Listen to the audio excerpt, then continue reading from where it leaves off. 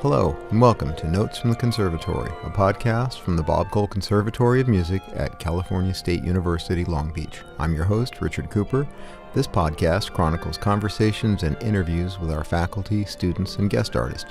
Today, we have a conversation between Dr. David Anglin and one of our former students, Simon Barrad. Dr. Anglin attended the San Francisco Conservatory of Music. He holds an MFA degree in performance practices from UCLA and a DMA in keyboard collaborative arts from USC. He has taught at UC Santa Barbara and the USC Thornton School of Music, and he was the coordinator for the opera program at the Sydney Conservatory of Music. Here at CSULB, he heads our Opera Institute, teaches the diction and repertory curriculum, as well as seminars in history and musicology. Simon Barrad graduated in 2013. After receiving his master's degree from the College Conservatory of Music in Cincinnati, Simon spent a year teaching and performing in Finland as part of his Fulbright Scholarship. And now, here is Dr. David Anglin and Simon Barrad. I'm David Anglin, Associate Director of Opera and Vocal Studies here at the Bob Cole Conservatory, and we're talking today with Simon Barrad, who is here to do a recital this week. He was an undergraduate with us, received his Bachelor of Music degree in voice, having taken some journeys through jazz, a lot of choir singing, various things we'll talk about.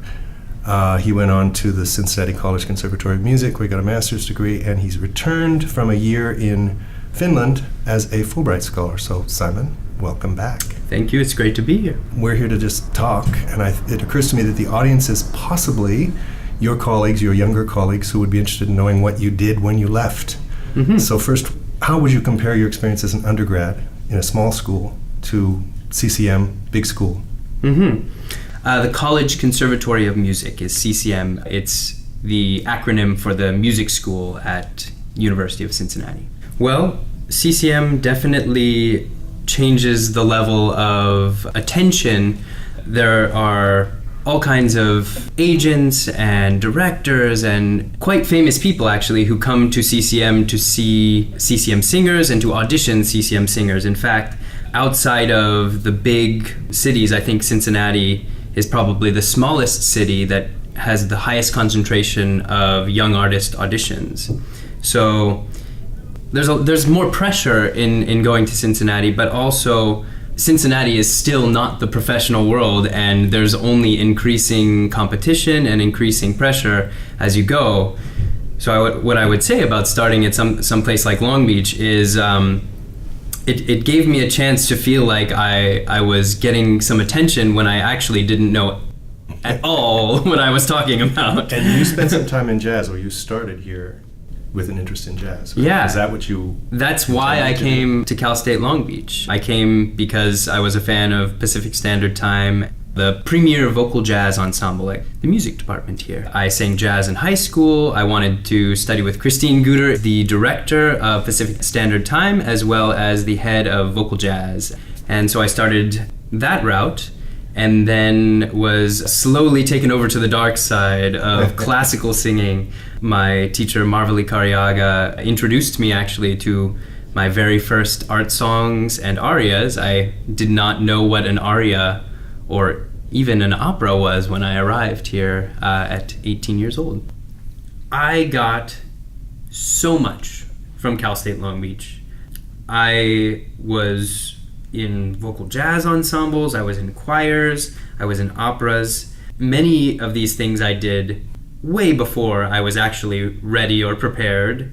But if you are thrown into a situation, you will either succeed or you won't succeed. And not succeeding and succeeding are both valuable learning experiences. And I was fortunate enough to have many different chances here at Cal State Long Beach. What Cal State Long Beach is good for is giving opportunities to people who would not necessarily get them at a big name conservatory. For example, at CCM, they don't take people that they don't want to use, and still there are lots of people that don't get used at CCM. How many singers are there? There are about 20 undergraduate singers. There are, depending on the class sizes, about anywhere between 30 to, at its peak, around 60 master's singers. Exactly the opposite of what we do. Right.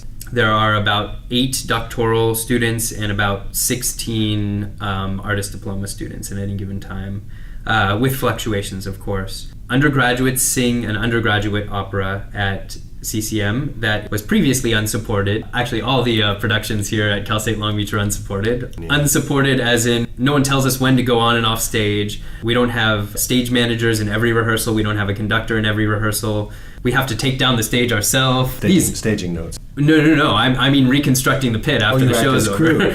Yeah, we act as crew. We find costumes for things. At CCM, there is an entire drama department that has students that do that. They build their own sets. We have a student, usually a graduate student, as a stage manager, and then 2 assistant stage managers who stand in the wings and tell you when to go on stage and make sure you have your prop and stuff. That's a good thing. That is a good thing, although what I learned from Cal State Long Beach, and it's a valuable lesson, is you're not always going to have that. And it's not their fault when you don't go on. And it's not their fault when you don't go on.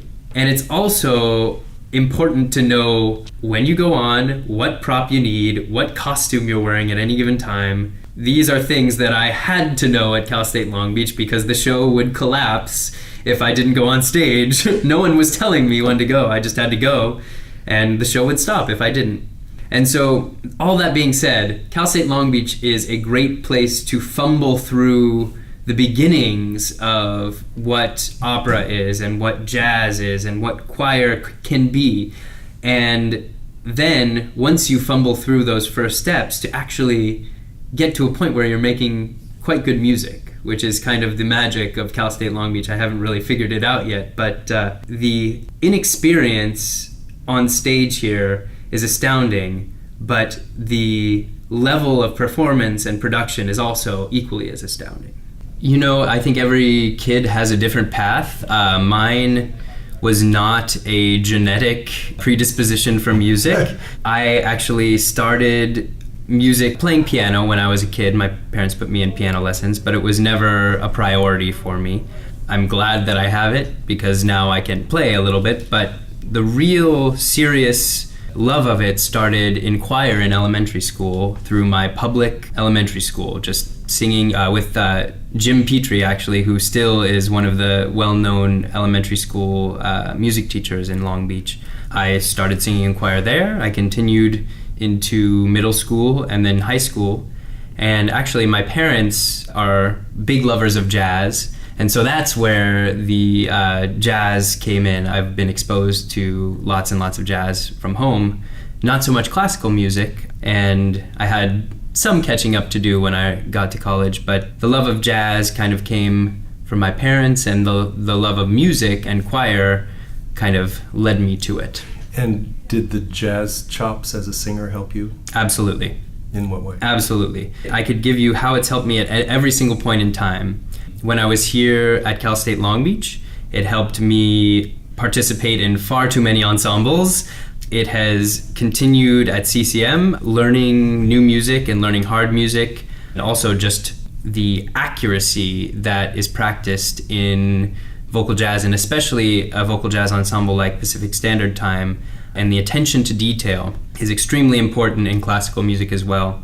And most of all, most importantly, in the professional world, I can only make as much money as I can physically learn the music. And all of the musicianship skills that I have and have acquired are allowing me to take more gigs, to make more money, and to not have to work at Starbucks. There's absolutely nothing wrong with it, but I am trying to avoid it as long as possible. Let's jump to post-grad. You finished your master's degree, right? Mm-hmm. You applied for a Fulbright. What was the Fulbright called? Well, my Fulbright project was called Laululle, which is to song. It's a Finnish word.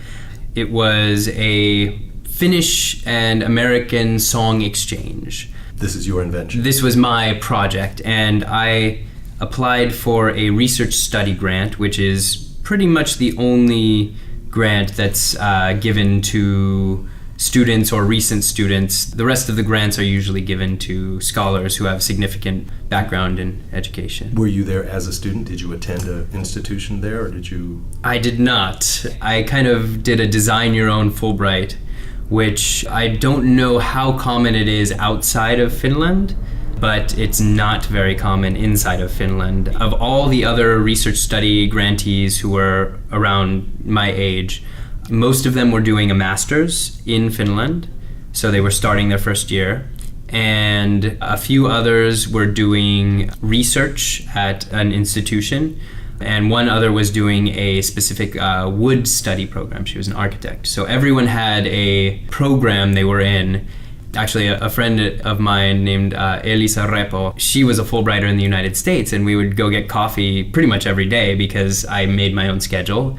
And Elisa would say, like, when people ask you what you do for your Fulbright, you have to answer like, oh, you know, get coffee and walk around, enjoy the weather, drink a beer. That's my Fulbright project. But so it wasn't as structured as some of the others. Correct. Yeah, it was quite free, which I loved. It was a dream come true. And tell us about this. This relates to the recital you're doing on Thursday, right? Yeah. You did a program of American songs and took it on the road. Right. When I was concocting my Fulbright project over coffee in Cincinnati in the United States, you know, everybody tells you your Fulbright project's going to change, so just write what you want to do. You know, your wildest dreams, your anything that you want to do, write it and say you're going to do it and say how you're going to do it. You'll get there and it's going to change. You know, things change, opportunities come that don't make it work out. That didn't happen for me. I wrote my wildest dreams of exactly what I wanted to do, and it just happened. I have no idea how it happened. Actually, I do know how it happened. I was in the right place at the right time in many different situations. But early on, I was paired together with a young pianist named Joel Papinoja, a Finnish pianist who had just finished his master's at the Sibelius Academy. And he has an interest in new, interesting music. And so we rehearsed a few times. He loved the music. And so basically we were a lead duo for the rest of my time there. We sang this recital, Musical Madeleine. We sang it 8 times, I believe, in Finland, throughout different cities in southern Finland. We performed at the U.S. Embassy twice. We did concerts at museums all over the place. We did lectures on new American music because my project was focused on living American composers. And so Joel and I basically made a year of touring and song, and we even sang cocktail parties for a business called Planmeka. It's a big dentistry supplier.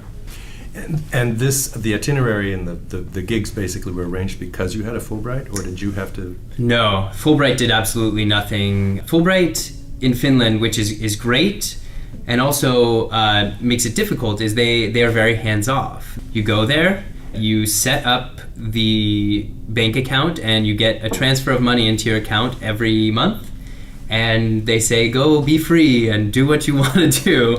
And so I did. So I'm going to back up a bit, because you did this program of living American composers, which you might have done anywhere. Right. So why Finland?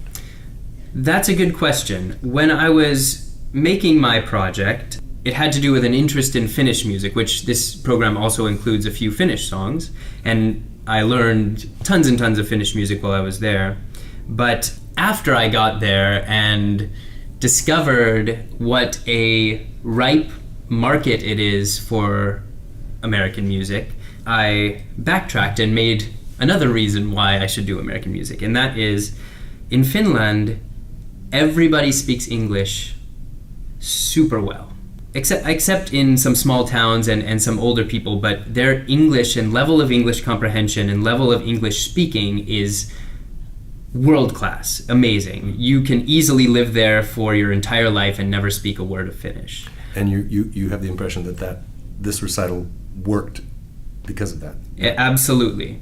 The music in this recital is very text-driven. It's text-heavy. It would not work quite as well on an audience that does not understand English. There was no requirements for coming to see the recitals, and obviously there were some older people who didn't speak English so well, but especially the students whose English level is quite high. And this is the other reason why this was such a ripe market, is that there are no Americans in music in Finland. And by no Americans, I mean there are one or two. And most of them have lived there for so many years that they don't really keep in touch with the living American composers and what's going on in the United States. So you have this market where students speak English very, very well. They're definitely afraid of singing in English because there's no native speakers to help them sing, and English is a difficult language to sing. But at the same time, they're all singing German and French and not as much French actually, but mostly German and obviously Italian, and their audiences don't understand them. And this is going on a bigger soapbox for me, but I think that's part of why art song is dying, is because people are singing these museum pieces that people don't understand, and when they go to a concert, they feel like they're being sung at or lectured at, and they have to read this poetry like in 3 seconds and then look up and try and figure out what the song's about, rather than going to what these songs were intended as, going to a concert and just looking at someone perform a song and knowing what it's about in the moment. And so that's why I think Finland is ripe for American art song, and why they accepted it and ate it up. Did this affect your career goals? Did you have an aspiration to sing standard rep and now this has changed that? Or are you going to do both? I have always loved new music, and especially music in English, and I think that might go back to my jazz roots. But this was the first time that I got to do everything exactly how I wanted to do it. And it feels really good. And I actually got paid for it this time and made it worth my while, which may not always be the case. But it did tell me about who I am as an artist. I say this, and hypocritically, I'm going to audition for all of the young artist programs, but I don't think that I am the best candidate for a long-term young artist program, or for these programs, which are fantastic for some people. They give them a track and a solid place to stand on to start their career. But artistically, those things are not as interesting to me. And this is kind of the medium that I like for my own artistic expression. The art song recital for a new age, if you will. Do you think the path you're taking is a reflection of a change in things? That if you want to succeed, you need to make it work for yourself? Absolutely. One thing that you do learn from going to CCM is this young artist kind of circle. And there are many young artist programs in the country, but everyone auditions for the same 10 or 15 that are paid, or that you don't have to pay for, or that you get good opportunities for. And if you look at who is on these young artists' rosters, they're the same